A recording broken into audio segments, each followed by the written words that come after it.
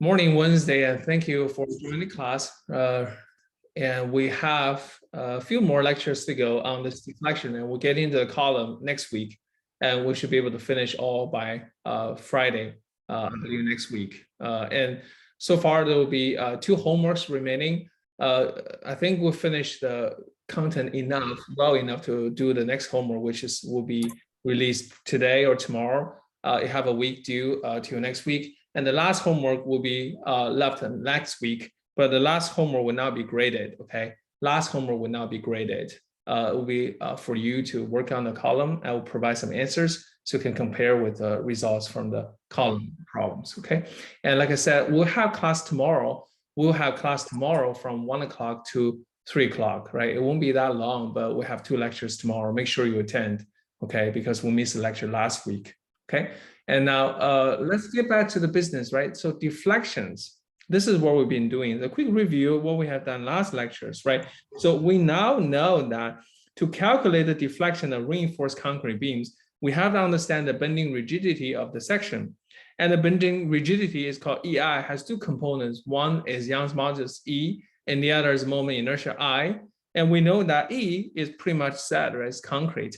And I, we have to evaluate, right? So we talk about there are few stages that the concrete beam going through when it's deflecting, right? And you can see that as the curvature increases in the horizontal axis, your bending moment also increases, right? And the first stage, when everything is intact, meaning the concrete has not cracked yet.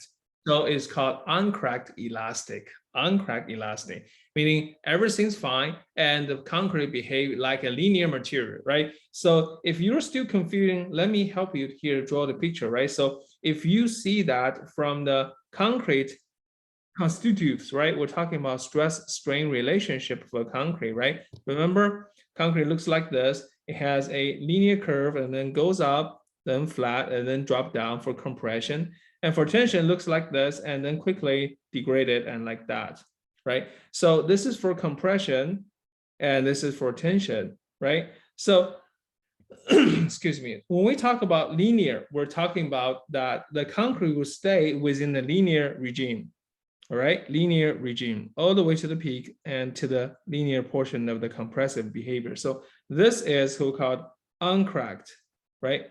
This is called, let me see, uncracked elastic, cracked elastic. Okay, so this is called uncracked elastic. All right, uncracked elastic. And now if, let me label as 1, okay? As your beam getting cracked, apparently your tensile stress response has gone to this regime, which means no tensile stress left in the tension side of the section, okay? Concrete has completely lost its tensile resistance whatsoever, if there's anything left after cracking, all right? But the compressive side of the concrete still bear the linear response. The compressive side of the concrete still bears a linear response. So these 2 segments, let me just clean this up. These 2 segments of the linear line here, this segment of compression linear line here, plus this tensile behavior here, this is called cracked elastic, okay, which is stage 2. All right, so that's why we have 2 stages. And you say ultimate strength, right? Naturally, ultimate strength, meaning, use a different color here, meaning that you have gone over to the nonlinear behavior of the concrete, meaning that you have the tensile side of the concrete totally cracked, no resistance from the concrete in terms of tension, but compressive side of it goes over the hump, right? Gone over the hump. So it pretty much stays in this regime here, right? Stays in this regime here. And that is called ultimate strength, okay? So you can see that it really depending on the stages of the concrete going through in terms of stress strain curve, you have 3 stages, right? So that's how we divide the stages when the concrete beam are experiencing deflection. So we now know that to find out how much deflection at each stage, we need to compute the moment of inertia for stage 1, stage 2, and perhaps stage 3 separately. But in all, in terms of service loading, ACI says service loading, right? So when we talk about service deflection, okay? And we're talking about stage 1 plus stage 2. So you don't have to worry about stage 3 at all. Just need to worry about stage 1 and stage 2 for surface deflection, okay? And that's where we're going to calculate. This is called IG, some terminologies, okay? And another one, IGT, okay? Which I'll explain. And for the cracked elastic, we have ICR, meaning cracked.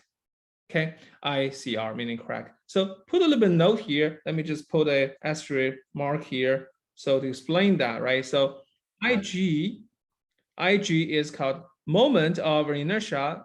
Let me zoom in so see better. Sorry, here. Moment of inertia for gross section, okay, for the entire section. And when we say gross section is usually you neglect steel, okay? No reinforcements considered. IG, just the gross section, just the pure concrete, okay?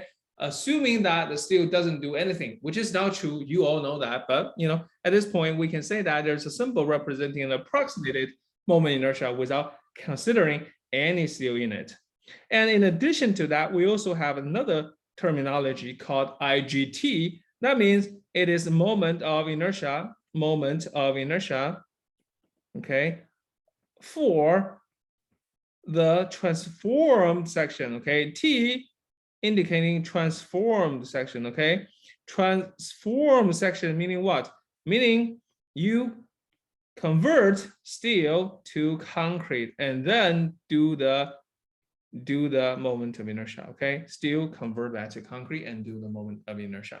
All right, so that's the two terminology here. And ICR is actually the correct moment of inertia for cracked sections, okay? For cracked sections. So we will talk about this ICR later, but you know that these are differences, right? These are differences. Now, how to calculate these moment inertia becomes the core of finding deflections in stage 1 and stage 2. All right, so we need to know how to do this, how to do that, and how to do ICR as well. Okay, now for a flash second, think about it. IGT is fairly straightforward, right? IG is pretty straightforward, right? That's just the gross moment inertia, how hard that can be, right? You don't have to convert anything, just draw the concrete section, and you know it. We always use rectangular section, right? So IG, let me just extend a little bit here for a rectangular section that has a width of B, height of H, and the IG is naturally 1/12 BH cube and done, right? That is how much you calculate for the moment inertia for the gross section. So it's not hard, isn't it? It is actually the IGT. Let me just label it, right? So IGT and ICR is the most important thing here, okay? That is the most important thing. How to calculate these two are the most important things, okay? All right, so today we're going to talk about how to calculate IGT and ICR. All right, so strap in, let's get going, okay? All right, so take a look at first thing, how to calculate IGT, right? How to calculate IGT. So let me do a division line here and say that this is stage 1. First, this is for deflection stage 1, uncracked elastic, okay? Uncracked elastic. Okay, and I need to find out how to calculate IGT, all right? Transform section. So how to do that? Excuse me, how to do that, right? So I look at the section first, and it's a beautiful rectangular section, right? And like I said, we have some reinforcement in it. So I have boom, boom, boom, 3 bars, okay? 3 bars. Never mind what kind of bar I have, but they're bottom in terms of tension, and have a width of a B and a height of H. And then there is a depth of the reinforcement, and that is D right here. That is D right here. Okay, so that is the section. That is the section. Now, before we do the transformation, okay, let's talk about the stress state we're dealing with. First of all, we say it's uncracked elastic, okay? And let's presume that when the beam going through, and at a moment, the bottom of the section, bottom line of this section is about to give in, it's about to crack, but not yet, not quite yet, right? So the stress distribution looks like this. I have compressive stress at the top, and I call it FCC and concrete compression. So this is compressive stress, okay? And I do have a tensile stress on the other side of the section, and we know that when it's about to burst, when it's about to crack, it has FCT, okay? FCT, all right? And let's call it T in terms of tension, right? Tension. And you know that for a fact, this FCT is the tensile strength of the concrete, and we know that it's basically 7.5 square root of F prime C. And this is also FR, modulus of rupture, okay? FR, modulus of rupture, right? So that's where we're at. And at this point, right, I want to look at the section, and I know that from last conversation we had, how to convert it, right? How to convert it. First step is you take the bar out and then convert the steel into concrete using the modular ratio. And this is called modular ratio, by the way, modular ratio. We said that before, but want to emphasize that modular ratio. And that is defined as Young's modulus of steel over Young's modulus of concrete. For now, we can approximate equal to 8 for now, okay? Let's just say approximately equal to 8 for now, when you don't know the concrete strength, okay?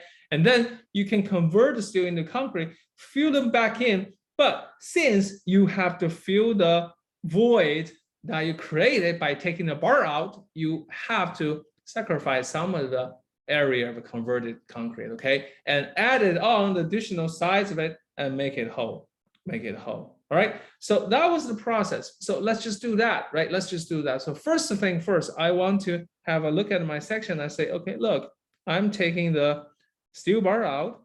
So once I'm taking the bar out, I have 3 openings, right? 3 openings. And just when I say that, before I do everything, let me just say that I already know how much reinforcement I have, right? If it's number 9, number 10, I don't know, but I know the area, a total area of steel has to be AS, assuming that's given, okay? Before you do everything, assuming that's given, I know the steel, right? You take the bars out, right? So now you have this section, and these are 3 voids you're left with, right? And openings.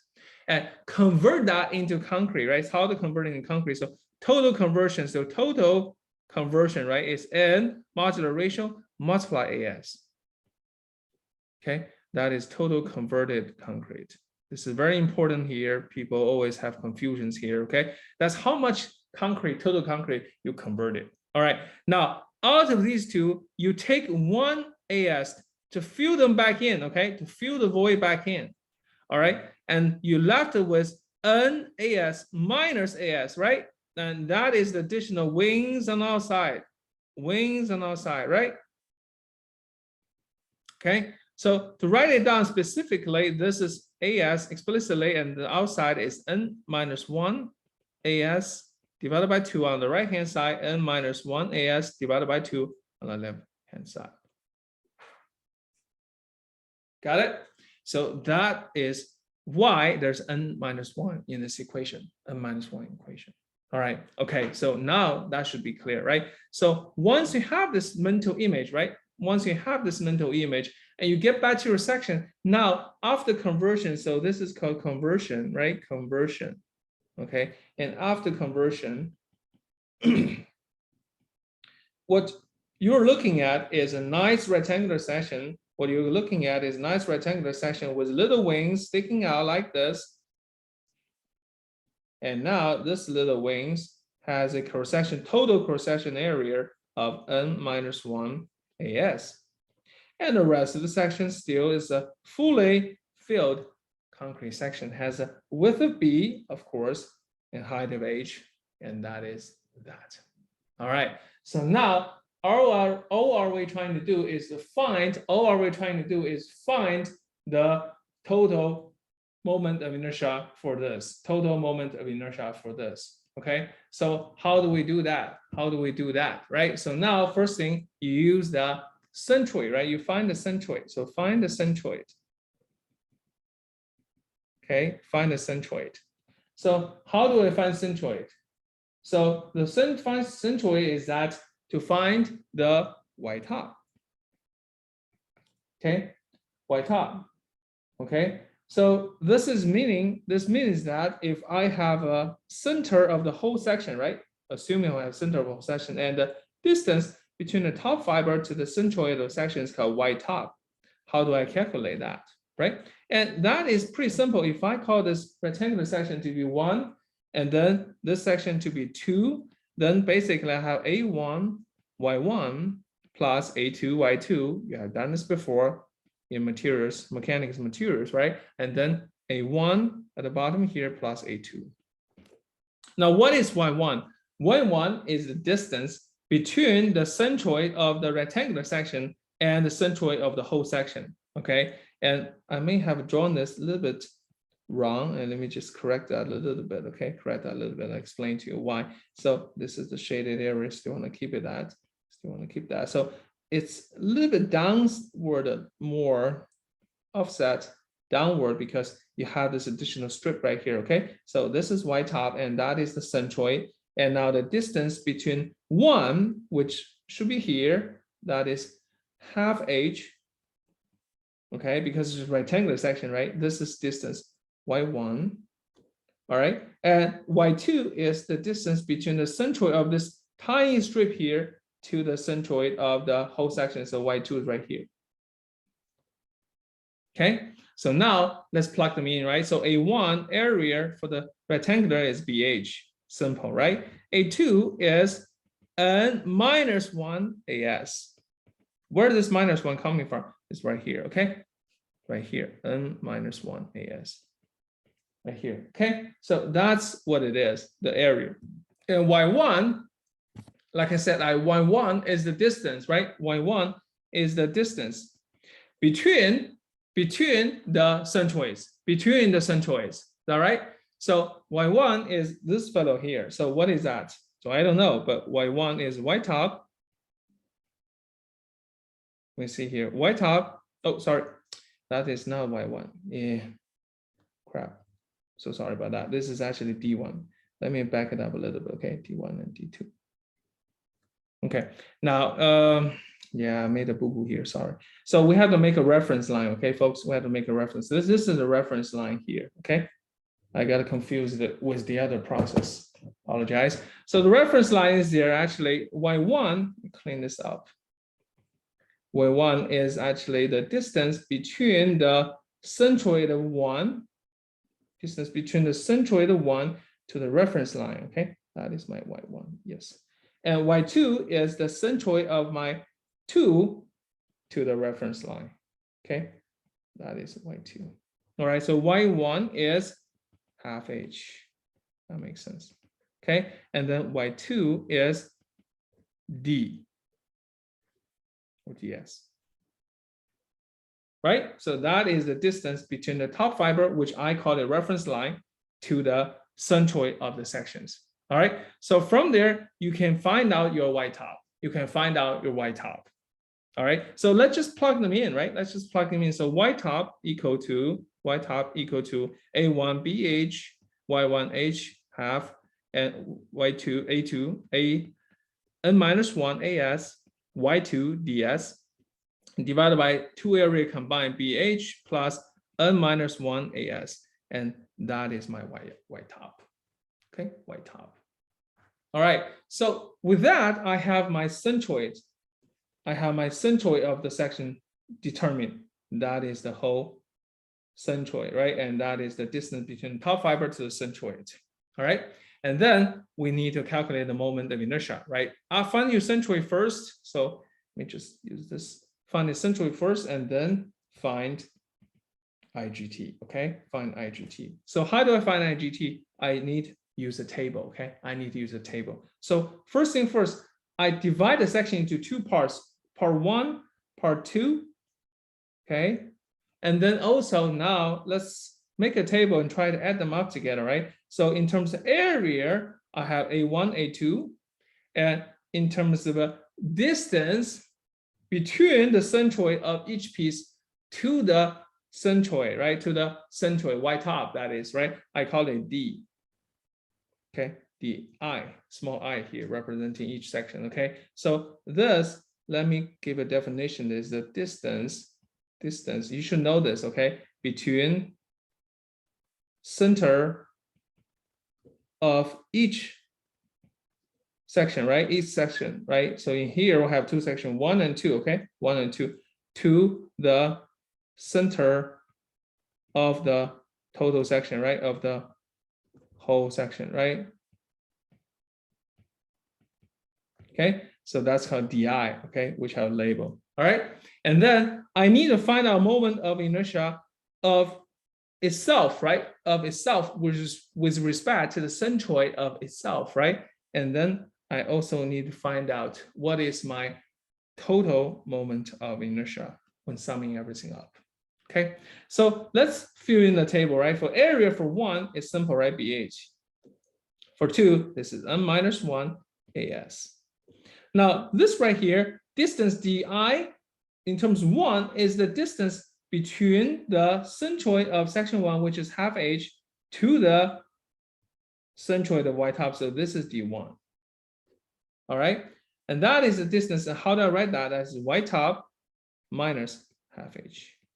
Okay. And D2 is the centroid of the second piece to the centroid of the entire section. And that is ds differentiate. Okay. ds is the depth. Okay. Has nothing to do with 1 or 2. Okay. ds minus y top.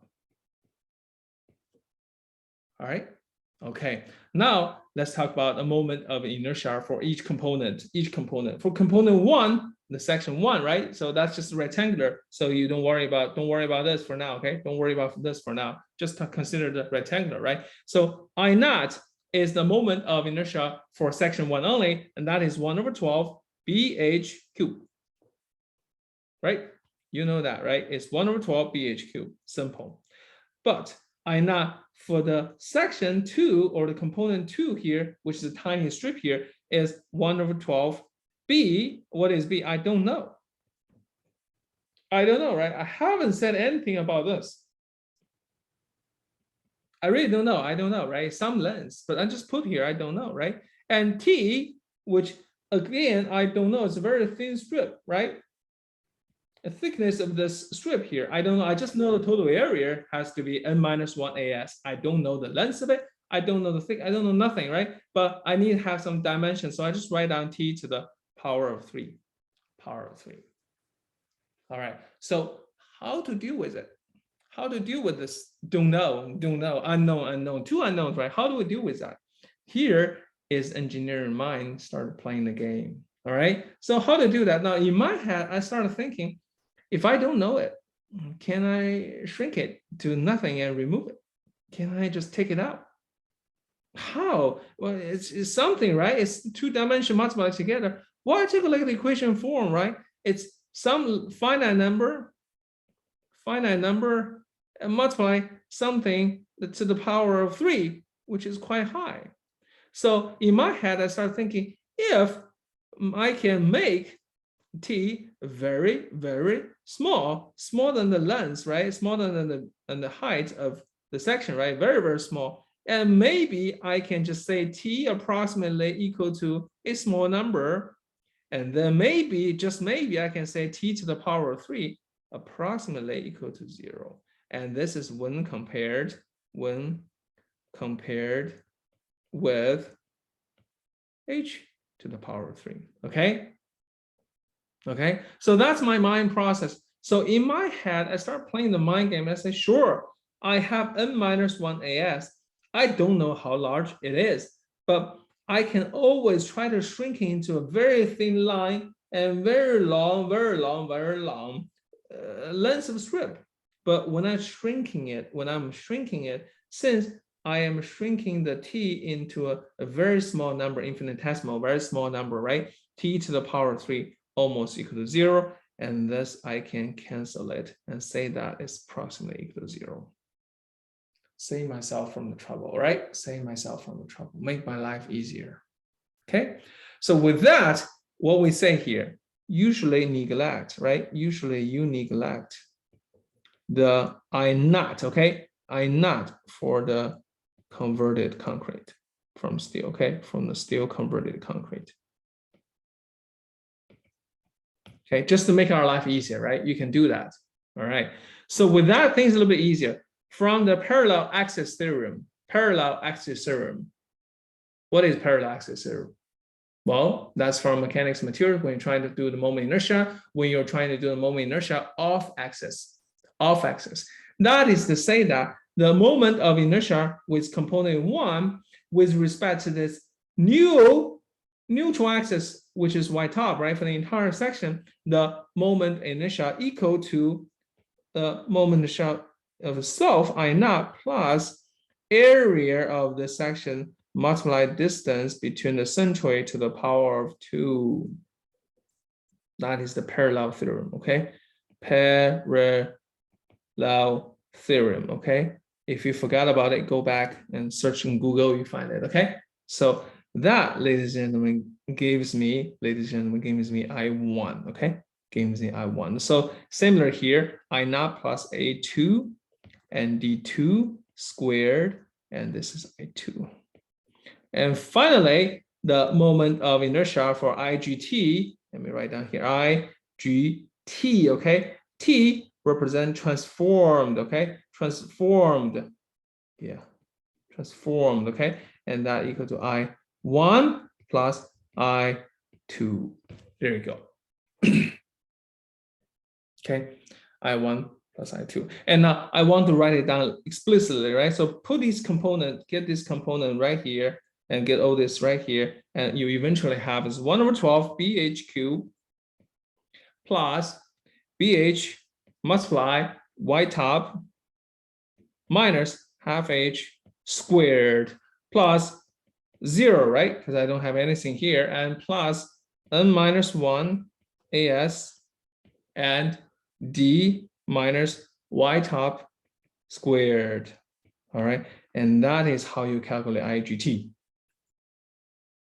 Get it? All right, I'm going to pause here for a moment. Any questions, folks? Anything that is unclear here? Anything, folks? This is pretty much review of mechanics material, how to find moment inertia, right? With the composite section, but still, I want to walk you through it with it, okay? A lot of details here, but anything that is unclear here, folks? Anything? Pretty quiet? We're good? All right, well, assume we're good for now, okay? We see that from homework and quizzes, okay? But now, assume this is what we know, right? How to find the IGT, right? But the point of doing this IGT is to get deflection. Of course, I understand that, but you still need to check the stresses to make sure that you are in the stage you think you are. Is that right? You say it's uncracked elastic, right? But what is the stress in the section to ensure that you are in the uncracked elastic stage, isn't it? So how to find stress? How to find stress, right? And now there is a equation to find stresses for the composite section, right? So given the moment, let me write them down, okay? Given the moment, I have several stresses I can calculate. First of all is concrete compressive stress. Concrete compressive stress. And that's something we can calculate, isn't it? We call it FCC, concrete compressive stress, equal to the bending moment, you know, bending moment, right? Divided by, of course, IGT, all right? We just calculate it out, fresh out of the oven, right? Just baked it, right? And then multiply the distance y top. Why y top? Because you look at the section, right? The section looks just like this. And after conversion has a little wings on the side. And y top is the distance between the top fiber that in compression and the centroid of the section, which is right here, y top. All right, so FCC, let me just label it in case you forgot, right? It's right here. This is the location for FCC, okay? Compressive is on top, okay? Compressive stress. So that's first thing, compressive stress, FCC, okay? Now, the other thing, concrete tensile stress. Oh, of course, that's on the other side of this thing, right? So FCT, which means tensile, equal to M, and this is Y, sorry, this is not Y, this is H minus Y top divided by IGT. What is that, you say? Well, that is because everything stayed the same, little wings. I am interested to find out tensile stress at the bottom here, which is right here, and this is FCT.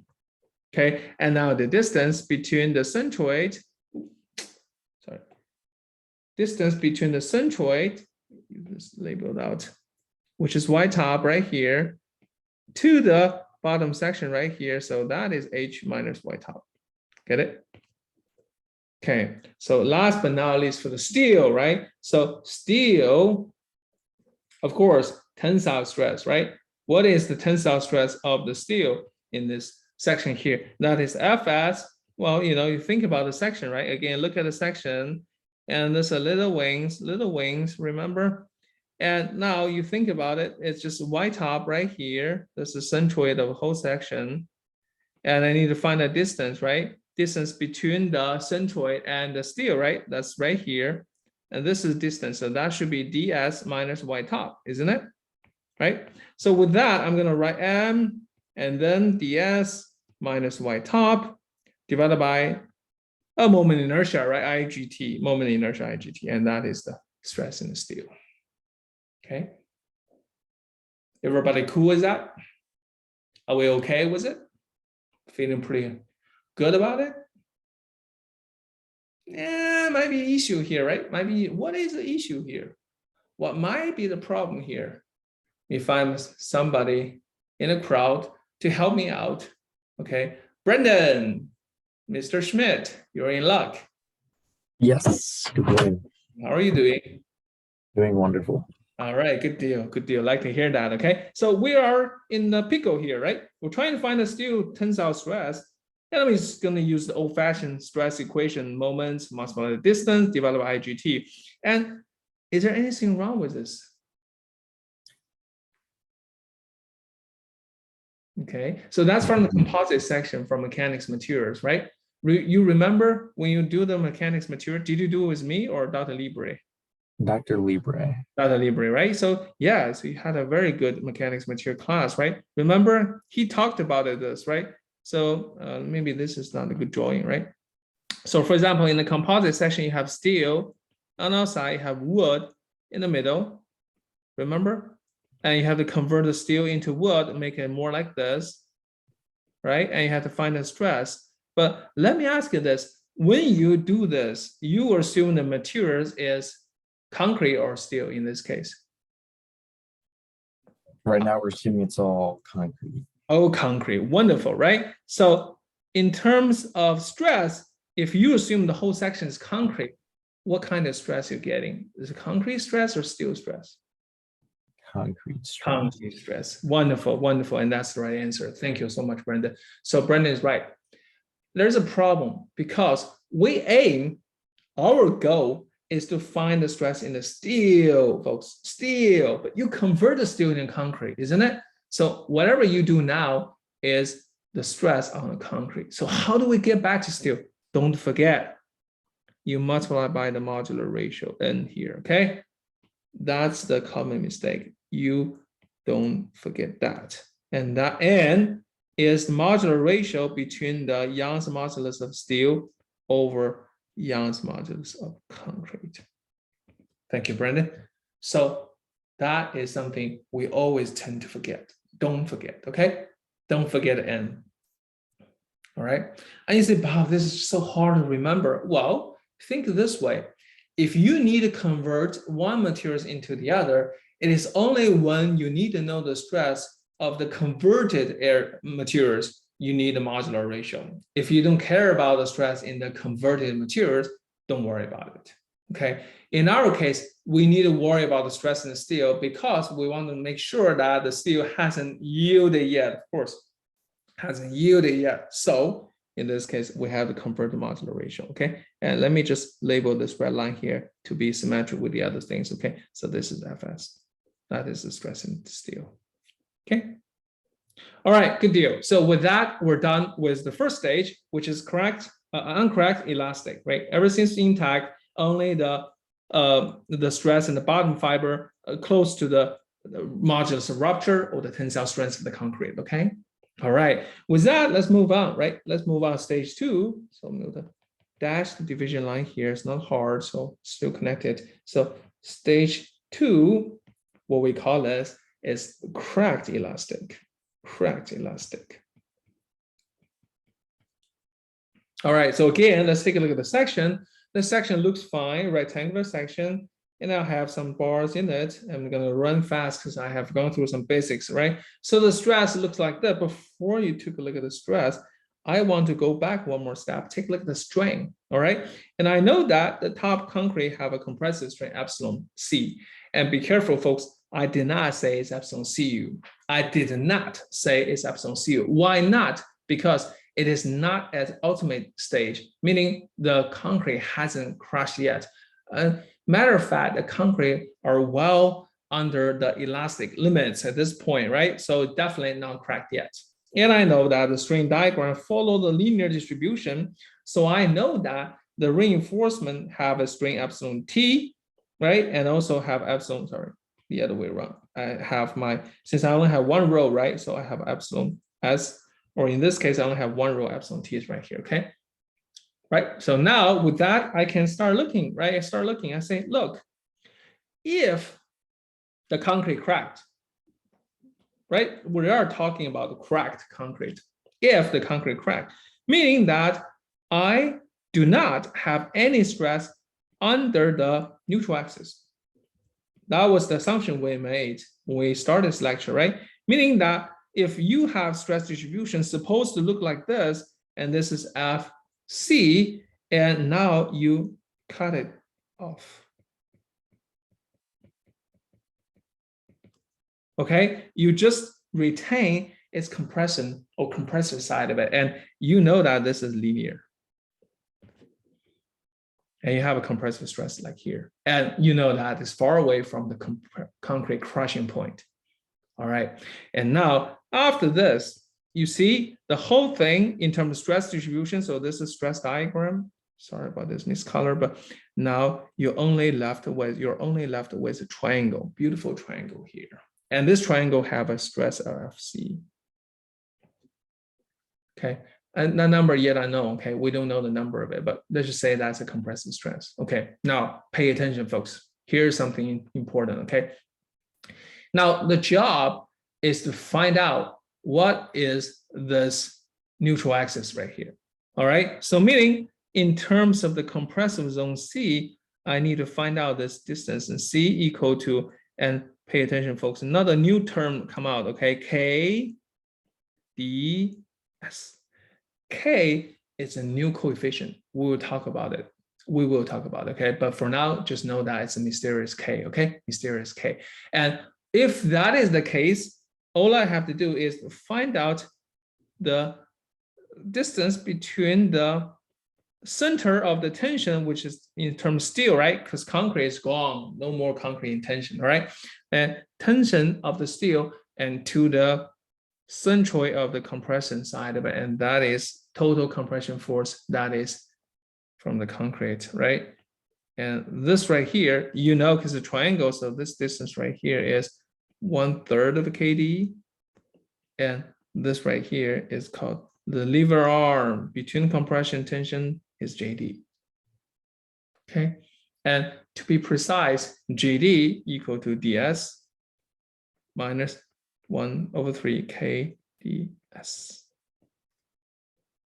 All right, because ds is the distance between the top and the tensile reinforcement, right? So that is ds depth.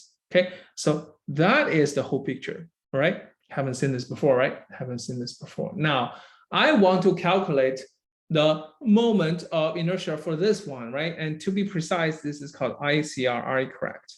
Okay, I cracked. Okay, I want to calculate that, right? Now I look at the section, okay? I look at the section. I have a rectangular section beautifully situated. And then I know that I only have a compression side here. And after that, I don't have any concrete anymore. I don't have any concrete anymore. But I have steel, isn't it? I have steel. So supposedly 1, 2, 3, I still have three bars, right? But remember what we said about it.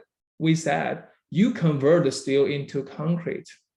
Anyway, okay? So once you have done the conversion, the concrete section only have the compression side left.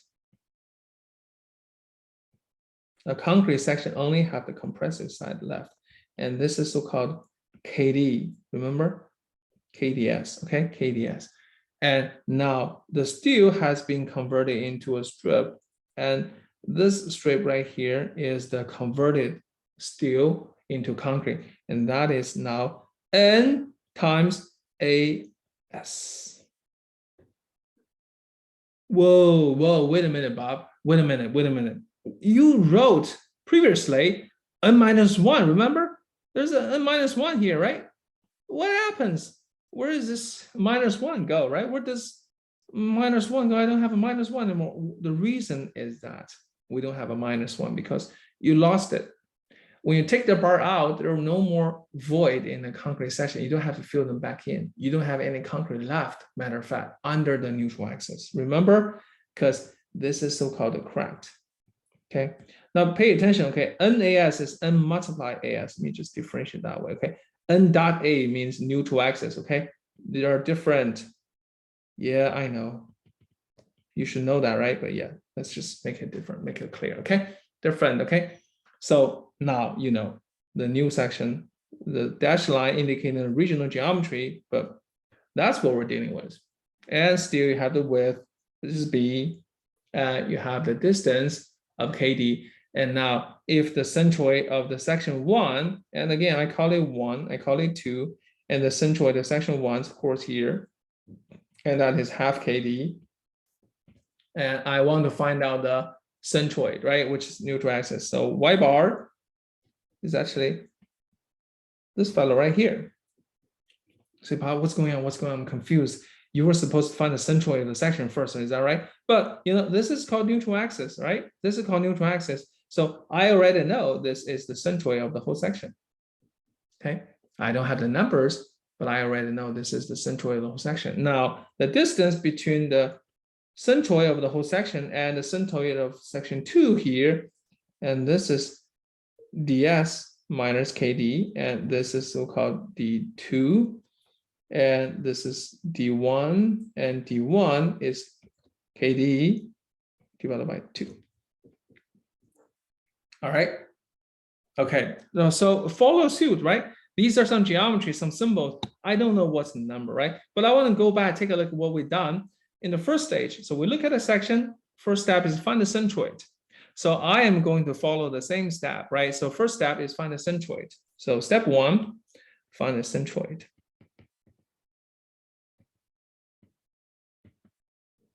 Right, find the centroid, which is Y top, remember? Okay, I look at it, I'm very happy, very happy. Matter of fact, I'm so happy that I already have the Y top mapped out. I say, look, hey, you know what? This is given. Y top is KDS, isn't it? I mean, look at it, it's KDS. You're right, it is KDS. But what about K? Do you know about K? Oops, you don't know. Why is that? Because I gave you K at the beginning. I assume that is KDS. I actually don't know what is K. All right. Matter of fact, you have to find out K through the old equation Y top, remember, equal to A1, Y1 plus A2, Y2, and you have to solve this equation, okay? To solve this equation to find out your Y top, which is K. And that, ladies and gentlemen, remember this equation is given to you, okay? K is given to you. You don't have to do this anymore. Too complicated. We don't like that, okay? Given 2 rho multiply n, rho is a new thing I'll explain, okay? Plus bracket, small bracket, parenthesis, well, parenthesis inside rho n squared, and this is all under the square root marks, okay? Minus outside rho n.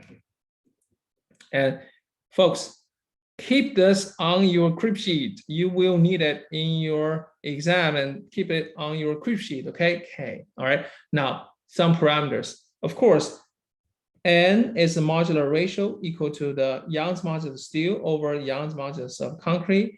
And most of the cases you can assume to be A because you don't know. And then rho, be careful, is defined as the tensile reinforcement ratio. So AS over BDS. AS is the tensile reinforcement, area of tensile reinforcement only, okay? Not AS prime, okay? If I say AS prime, that is compressive, but this is AS, so tensile reinforcement only, okay? All right, so now you know it. And with that, Y top equal to KDS, So when I boxed it, you need to put on your crib sheet, okay? When I box them, you put them on the crib sheet, okay? You need them, all right? You need them for the exam, okay? These are very important equations.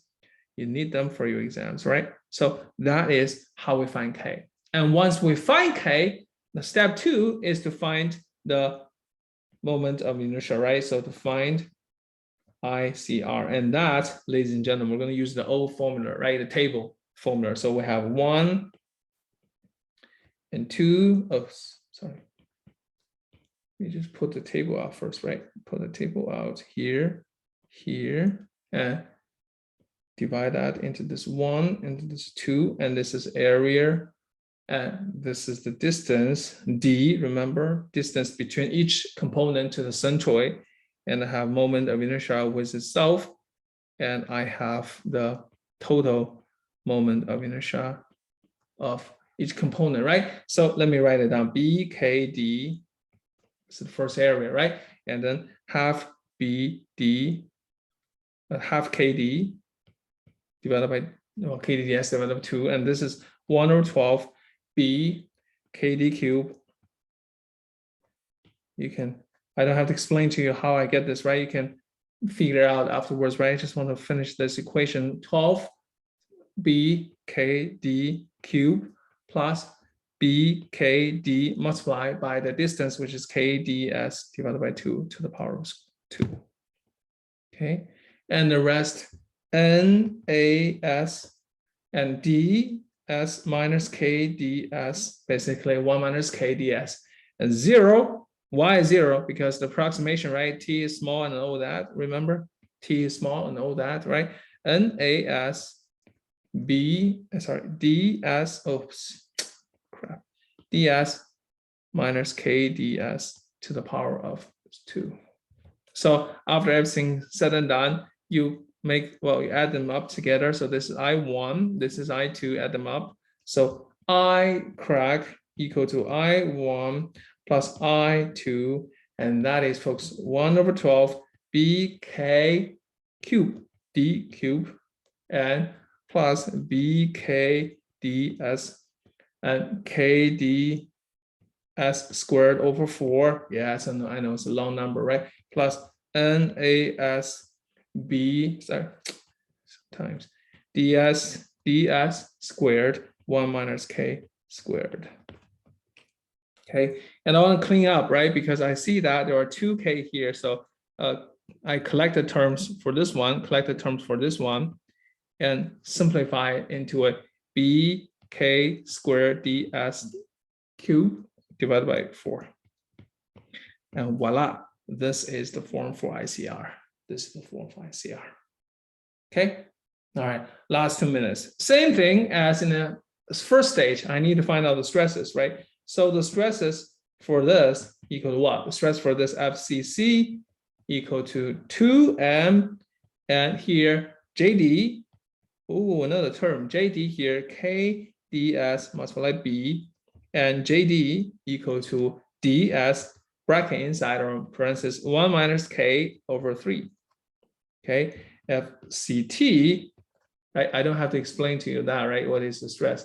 Is gone because I don't have any tensile stress anymore. The concrete are gone, right? So I don't have FCT anymore. FS, stress in the steel, is MAS JD. And what? And what? What? Don't forget to multiply what? Don't forget to multiply what? Do you need to multiply it? Modular ratio. Don't forget. Okay. All righty. Thank you so much. Folks, we're done today, okay? We'll continue with one example tomorrow at the beginning of it, and we'll finish all this ICR business and get into the deflection calculation tomorrow. We should be able to finish some of the deflection, and perhaps Monday we'll finish all the deflection. And Wednesday, next week, we'll get into the column, and Thursday we'll finish all the column lectures. And we'll have review sessions as well, sometimes after next week in the dead week, but those are not mandatory, okay? And I'll keep posting the recording. And by the way, folks, I know some of you complain that the lecture or recording haven't been up there yet. Apologize, I was organizing them, but I feel I lost a few of them, so I'm recovering them from the cloud. I will make sure they'll be there today, okay? And the lecture notes here, there's just one lecture notes. I will post it today to the Canvas. Homework will be posted today as well. Like I said, it will be only 2 more homeworks. One homework this week, and you're supposed to turn it in next week, but if you need time, we can discuss. The last homework is going to be on column, and that will not be collected, okay? That will not be collected. All right, if you have any questions, stay behind. If not, I will see you tomorrow, 1 p.m., okay?